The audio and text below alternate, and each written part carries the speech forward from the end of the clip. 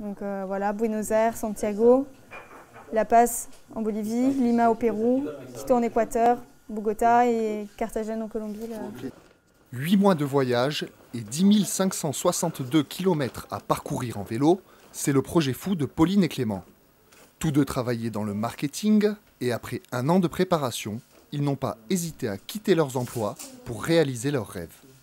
Le but, c'est vraiment de faire une coupure, de faire une sorte d'année sabbatique et un peu de faire le projet d'une vie, quoi. Quelque chose qu'on fera certainement jamais de nouveau, et donc d'en profiter au maximum et d'en tirer le maximum. Ouais, le genre de projet qu'on pourra raconter quand on aura 70 ans à nos petits-enfants. Enfin voilà, c'est clair que c'est une fois dans une vie.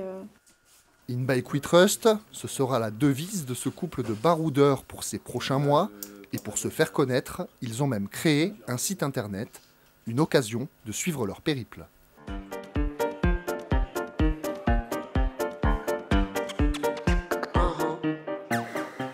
C'est de promouvoir cet usage autour de nous, en parlant de ce qu'on vit sur notre blog, et donc que tout le monde puisse le suivre, et aussi en essayant un peu de dresser une sorte de panorama de l'usage du vélo qui est fait en Amérique du Sud.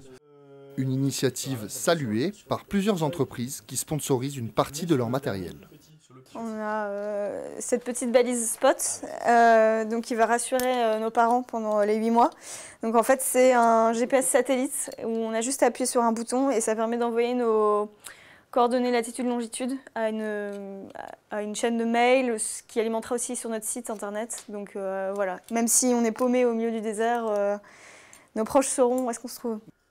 À quelques heures du départ, Pauline et Clément vérifient une dernière fois leur équipement. Un peu de stress, mais surtout une grande fierté, car demain, ils seront les ambassadeurs du cyclotourisme.